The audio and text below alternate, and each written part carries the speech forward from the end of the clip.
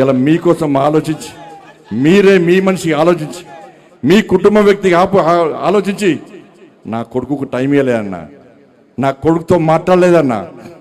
ఇవాళ అదే నా కొడుకును ఒక క్రిమినల్ లెక్క సమాజంలో చూపెట్టే ప్రయత్నం చేస్తే ఒక తండ్రిగా ఎట్లా భరిస్తారో ఒక్కసారి ఆలోచించురన్నా.